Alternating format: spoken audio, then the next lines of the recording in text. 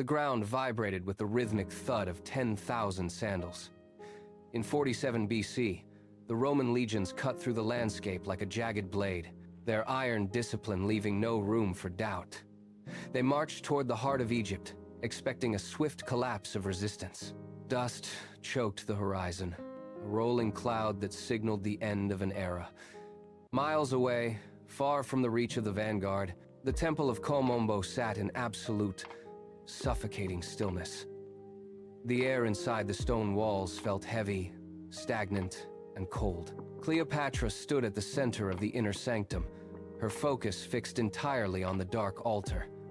She did not look toward the horizon. She did not listen for the drums of war. Her fingers moved with deliberate precision, tracing the jagged ancient runes etched into the altar stone. The Roman threat was closing in, the distance between the legions and the capital shrinking. Cleopatra felt the tremors of the distant march through the soles of her feet, but she did not falter. She pressed her palms against the cold rock, exhaled, and began the ritual that would rewrite the laws of nature. The temple floor groaned, a low, grinding sound of stone shifting. The runes beneath her fingertips pulsed with a faint, rhythmic heat. Cleopatra did not pull away. She leaned into the altar, her breath hitching as the stone began to hum. The sound was not human. It was the vibration of deep earth shifting. Dust cascaded from the ceiling, coating the floor in a fine gray powder, but she remained motionless. "Nobody expected the true weapons of Egypt," she whispered, her voice cutting through the rising roar of the temple. The floor beneath her knees buckled. A crack spiderwebbed across the altar, releasing a scent of ozone and ancient, stagnant water. She pressed harder, forcing her will into the jagged carvings. The tremor intensified, rattling the pillars until they groaned in protest. She felt the resistance of the stone, a heavy, ancient pressure pushing back. She closed her eyes and pushed through the pain, weaving her intent into the foundation. The ground heaved. A sudden sharp jolt threw her off balance, but she caught herself. At the first light of dawn, the priests emerged from the temple. They moved in absolute silence, their eyes fixed on the path ahead. Each carried a bundle wrapped in heavy, coarse linen, shielding the obsidian statues from the morning sun. The weight of the stone was immense. The priests leaned forward, their muscles straining under the burden as they reached the riverbank. They boarded a flat-bottomed barge, the wood groaning under the concentrated mass of the artifacts. The Nile was treacherous that morning, the current pulling with unusual, aggressive force against the hull. The rowers dug their oars into the silt, fighting the river's push, their breath coming in ragged, rhythmic bursts. They did not speak. They did not look back toward the temple. They rowed until the shoreline vanished into a thin, hazy line of reeds. At the center of the river, the lead priest signaled a halt. They unwrapped the linen, revealing the jagged, black stone forms. The statues were unnaturally cold, absorbing the morning light rather than reflecting it. With a synchronized heave, the priests cast the obsidian into the depths. The impact was silent, but the reaction was immediate. The river surface shattered. The Roman vanguard broke through the dense thicket of reeds, their heavy boots crunching against the damp riverbank. They moved with the practiced efficiency of a legion that had never known defeat. The commander halted at the water's edge, his hand resting on the hilt of his weapon as he scanned the opposite shore. Everything appeared quiet. The morning air hung heavy and still. He stepped closer to the bank, his brow furrowing as he looked down at the river. The water was not the usual brown of the Nile. It held a thick, swirling shade of murky green that seemed to pulse with a life of its own. He poked at the surface with the tip of his spear, watching the ripples distort the strange color. It was merely silt, he decided, a trick of the light. He signaled to the men behind him, waving them forward. They did not notice the subtle shift in the current. They did not hear the faint, rhythmic scraping of stone against stone echoing from the riverbed. Deep beneath the surface, the obsidian eyes of the Gorgons flickered. A sickly, immortal light ignited within the stone. The soldiers waded into the shallows, the water rising to their knees.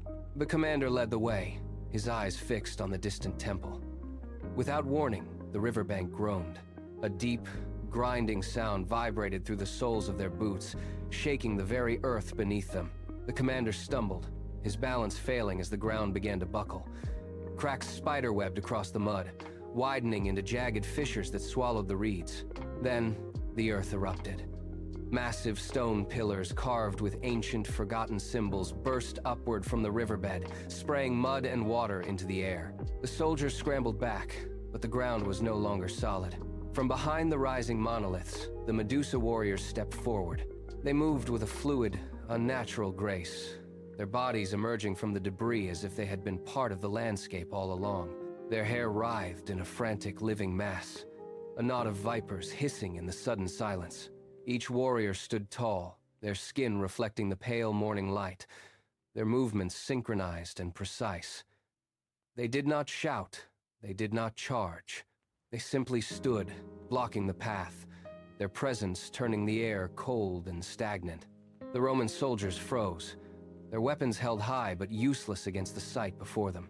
The Roman commander roared, his voice cracking the silence as he lunged forward. He swung his blade in a wide, desperate arc, aiming for the neck of the nearest warrior. But the warrior did not flinch. She simply turned her head, her golden eyes locking onto his with a predatory, unyielding hunger. The commander's arm stopped midair, his muscles locking as if struck by a sudden invisible paralysis. He tried to pull back, but his fingers fused to the hilt of his weapon. A gray, chalky pallor swept across his skin, starting at his throat and racing upward to his eyes. The warmth of his life vanished, replaced by the cold, dense weight of solid marble.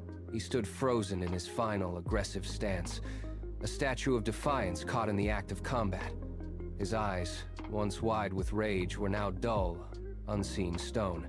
The soldiers behind him recoiled, their boots slipping in the mud as they watched their leader harden into a monument of terror. The slaughter was not a battle, it was an execution.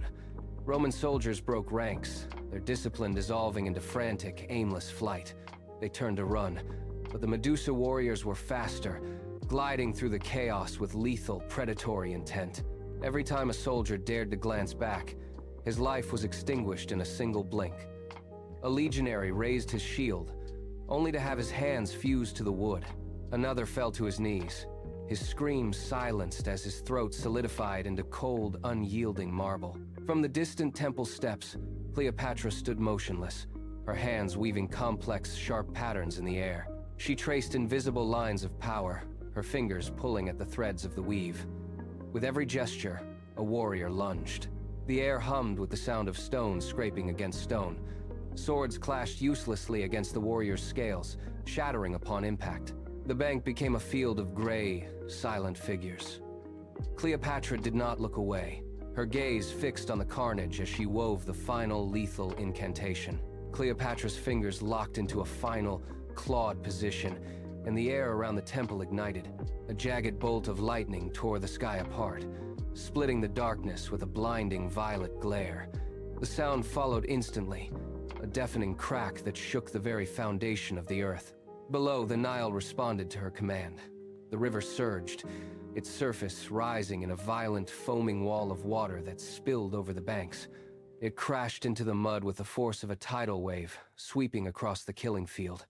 It washed over the petrified remains of the invaders, scouring the mud away and leaving the statues standing in stark, silent rows. The river receded as quickly as it had risen, leaving behind a desolate, glistening graveyard. Cleopatra lowered her hands, her breathing steady, her eyes fixed on the landscape of stone.